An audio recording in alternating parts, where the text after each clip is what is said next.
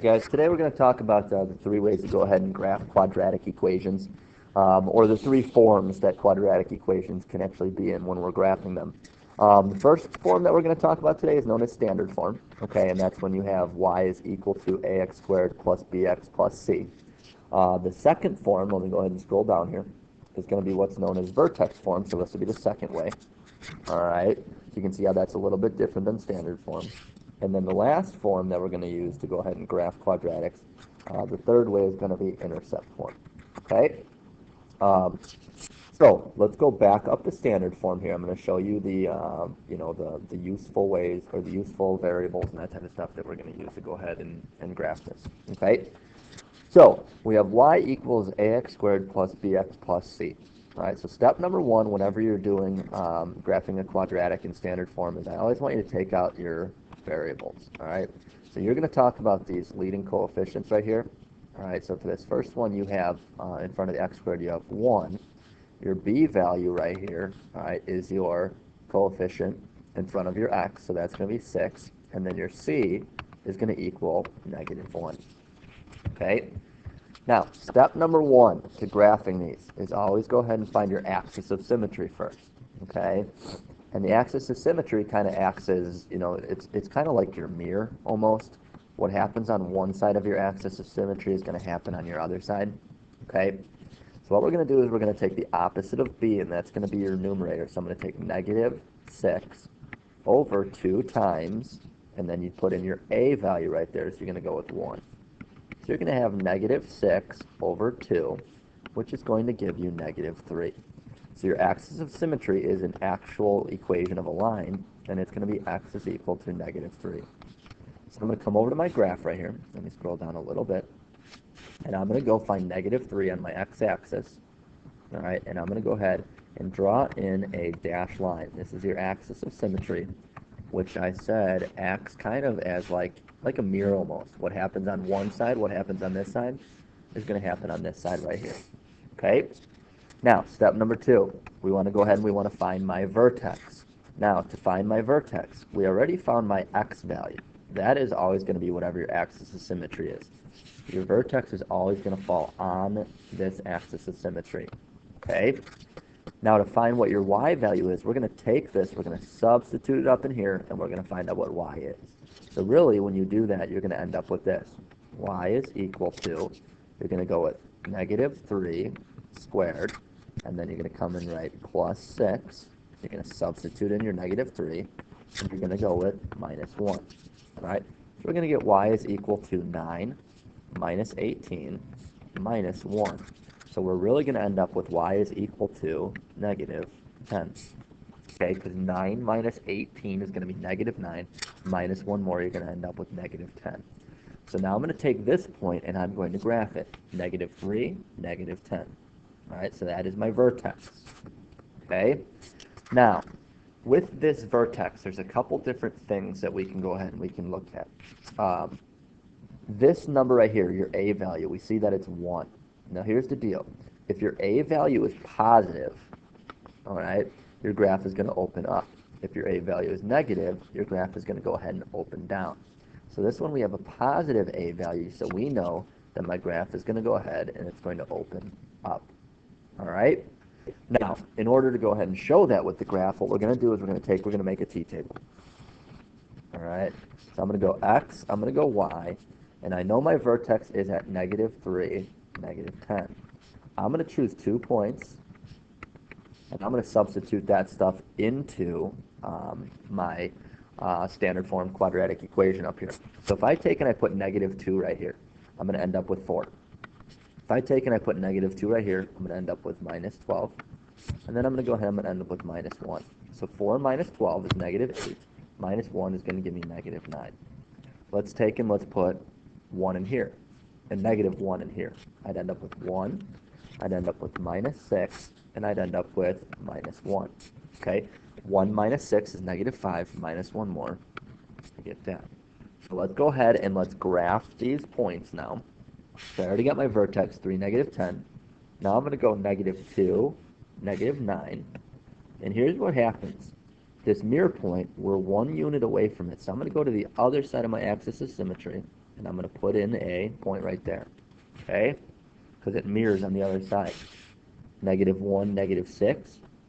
So 2 units away from my axis of symmetry, so I'm going to go 2 units this way, okay? And then I'm going to go ahead and I'm going to graph my parabola. Okay, it's going to go just like this. Arrows on the end because this thing's going to go forever.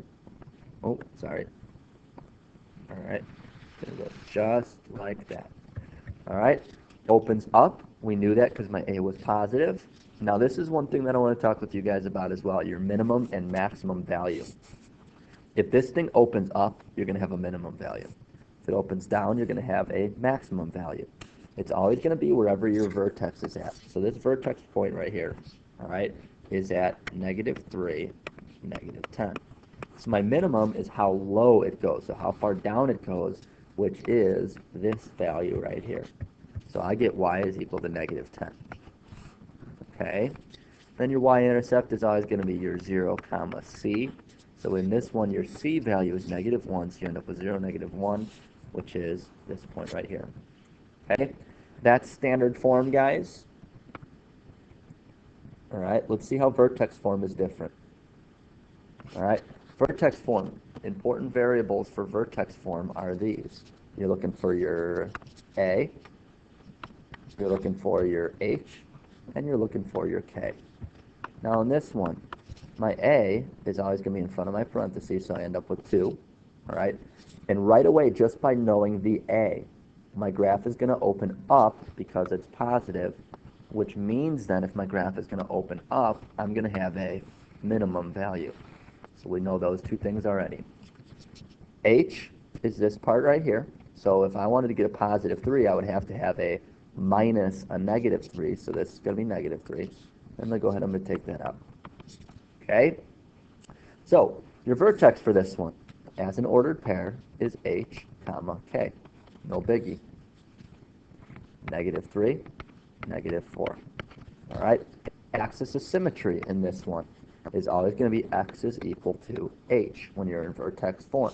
So my h value is that, so I get x is equal to -3. So let's take and let's graph these two things. All right, -3. I'll go ahead and draw in my axis of symmetry here. All right, and then I'm going to go ahead and I'm going to graph my -3, -4. There's my vertex. I know my graph is going to open up. So let's make my t-table now. X, y, -3, -4. I'm going to choose -2 and -1 again. Let's go ahead and let's put -2 in here. If you put -2 in here, you're going to end up with 1. So you'd end up with 1 squared times 2 minus 4. All right, 1 squared is 1 times 2, so you get 2 minus 4. You end up with -2. There's your point. Okay, let's go ahead and let's put -1 in here. You're going to end up with 2, and then 2 squared minus 4. So this right here is going to be 8 minus 4, which is going to give me 4. I'm going to go ahead and let's plot these points now. I'm going to do it in orange. -2, -2. All right, let's go to the other side of my axis of symmetry. Okay, and then I got -1, comma 4. Let's go to the other side of my axis of symmetry, and we have my parabola. Okay, minimum value. Remember, your minimum value is always going to be at the vertex right here, which you got -3, comma -4. So it's always your y. So your minimum is going to be -4. And we just went ahead and graphed the parabola in vertex form. Okay, so you can see the difference between what we did here in standard form. All right, and what it looks like, what the important parts are, and what we did here in vertex form. Okay, last form here is called intercept form. And the important variables that we want to take out in vertex form are your A, your P, and your Q. All right, so in this one, my A value, all right, is going to be right here. And this is a negative sign. So we know that my A value is -1. Which means then, is my graph going to open up or is it going to open down? Well, my graph opens down this time because I got a negative there. Which means I'm now going to have a maximum value since I opened down. Okay? P value. take the opposite of what you see here, so it's negative 1, so I'm going to take a positive 1. And you take the opposite of what you see there, so you end up with that. Okay? Now, your x-intercepts are going to be p comma 0, all right? And you're going to have q comma 0. So if I take and I put p here, I got 1 comma 0, and I got negative 5 comma 0. Let's graph those. 1 comma 0, all right, and negative 5 comma 0. The reason it's called the intercept form is because what you're doing is the first thing you're doing is you're finding your x-intercepts, all right? Now, the second thing I want you to do is find your axis of symmetry, and you're going to find that by doing this formula, p plus q divided by 2. So in this one, you take your p-value, which is 1. You're going to add a negative 5 to it, and then you're going to take q and divide that by 2. So you know when you do 1 plus a negative 5, you're going to get negative 4 over 2. So your x value here is going to equal negative 2. All right? So your axis of symmetry, you're going to go over to negative 2. You're going to go ahead and you're going to draw on your axis of symmetry. Now here's the deal with the axis of symmetry. It is pretty much the average of these 2 points. It should be right in the middle of these two. Okay? Now, vertex, you know you always take your axis of symmetry value. All right? Let's take and let's substitute that in here. So you're going to get y equals negative. If you did negative 2 minus 1, you get negative 3 here. And if you put negative 2 plus 5, you get a positive 3. So let's do negative 3 times 3, which would give you negative 9. You got y equals negative 9, which we know is going to equal a positive 9. Okay? I'm going to go plot that point to positive 9. And now what we have is we have my parabola. We got my x-intercepts. We got my vertex. We can go ahead and we can draw in my parabola. And remember, for this one, this is your vertex at negative 2 comma 9. You have a maximum here because you are your parabola is opening down. Your maximum is at a y value of 9. All right, so for right here, your maximum value, you should have y is equal to 9. All right? These are your 3 different forms, guys, of quadratics and the different forms of graphing them. All right? Intercept form, find the x-intercepts, find the axis of symmetry, find the vertex, graph. Vertex form is the same kind of idea.